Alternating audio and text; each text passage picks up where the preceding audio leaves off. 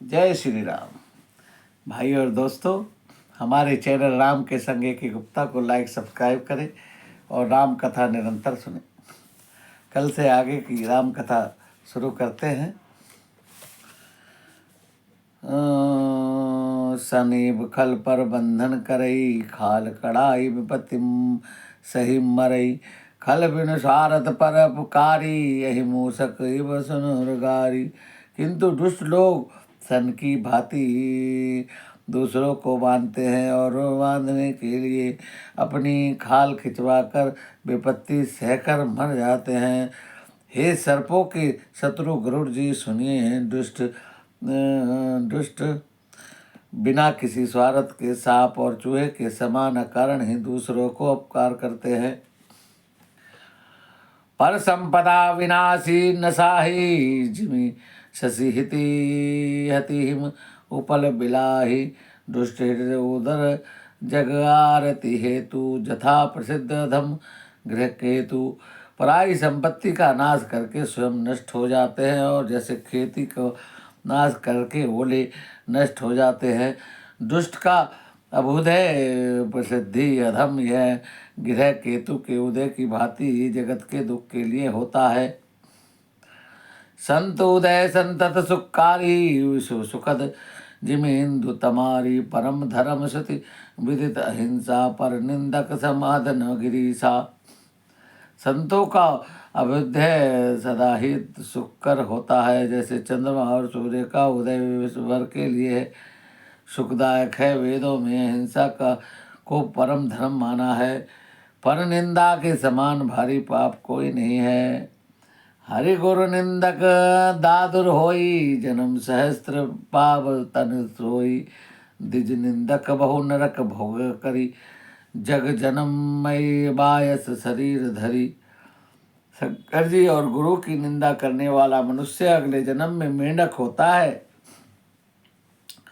और वह 1000 जन्म तक वही मेंढक का शरीर पाता है। ब्राह्मणों की निंदा करने वाला व्यक्ति बहुत से नरक भोग कर फिर जगत में कोई के शरीर धारण करके जन्म लेता है। सरस्वती निंदक जे अभिमानी, नरक नरक पर ही जे प्राणी। होई लोक संत निंदारत, मोह निशा ज्ञान भानुगत।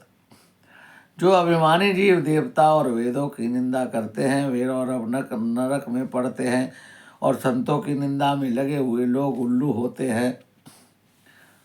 जिन्हें मोह रूपी रात्रि प्रिय होती है, वह ज्ञान रूपी सूर्य जिनके लिए बीत गया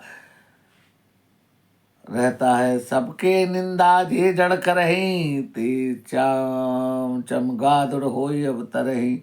सुनौ तात अब मानस रोगा, जिनके दुख पावई सब लोगा। जो मूर्ख मनुष्य सबकी निंदा करते हैं, वे चमगादड़ होकर जन्म लेते हैं। हे तात, अब मानस रोग सुनिए, जिससे सब लोग दुख पाया करते हैं। मोह सकल व्याधिन कर मूला, तिनते उपजे पुनि भवसूला। काम बात कफ लोभ अपारा, क्रोध पित्त नित छाती जारा। सब रोगों की जड़ अज्ञान है, मोह है। उन व्याधियों में फिर और बहुत से सूल उत्पन्न होते हैं। काम जा बात अपार, लोभ अपार बढ़ा हुआ, कफ और क्रोध पित्त सब सदा छाती में जलाता रहता है।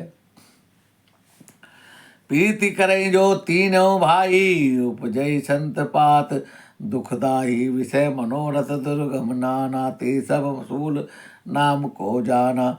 यदि कहीं ये तीनों भाई बात पित्त और कफ प्रीति कर ले, तब मिल जाए तो दुख नाशक सन्निपात रोग उत्पन्न होता है। कठिनता से प्राप्त पूर्ण होने के जो विषय है, मनोरथ हैं, वे ही सब सूल कष्टदायक रोग है। उनके नाम कौन जानता है, अर्थात वे अपार है।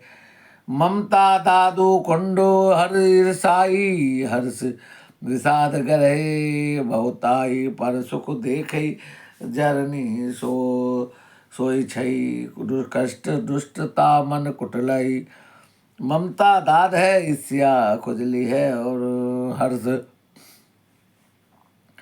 हर्ष विषाद गले के रोगों की यह दिखता है, और कंठमाला में घेगा आदि रोग है। और पराये सुख को देखकर जो जलन होती है वह क्षयी है, और दुष्टा और मन की कुटिलता ही कोढ़ है। अहंकार अति दुखद डमरुआ, दम्भ कपट मद मान ने हुआ तृष्णा, उदर बौद्धि अति भारी, त्रिविध ईष्णा तरुण तिजारी। अहंकार अत्यंत दुख देने वाला डमरू है, गांठ का रोग है, और दम कपट मद मान नरुआ है, नसों का रोग है, तसला बड़ा भारी उदर वाला रोग है, और 3 प्रकार पुत्र धन और मान एक ही प्रबल इच्छा ही तिजारी है। जुग विधि जो अर मत्सर अविवेका, कहे लगी कहो कुरोग अनेका। मत्सर और अविवेक 2 प्रकार के ज्वर है। इस प्रकार अनेक बुरे रोग है, जिन्हें कहाँ तक कहा जा सकता है। एक व्याधि बस नर मरहिए, सदा साधि बहु व्याधि, पीड़ ही संतत जीव कहो, जो कि मिला है समाधि। एक ही रोग को बस में होकर मनुष्य मर जाता है, फिर ये बहुत से असाध्य रोग है, ये जीव को निरंतर कष्ट देते रहते हैं। ऐसी दशा में वह समाधि शांति कैसे प्राप्त कर सकता है।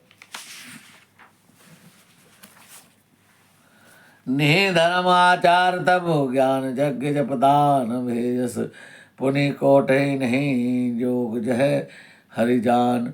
नियम धर्म आचार उत्तम आचरण, जप तप और ज्ञान यज्ञदान, जो भी करोड़ों औषधियाँ हैं, परंतु गरुड़ जी उनसे रोग नहीं जाते हैं।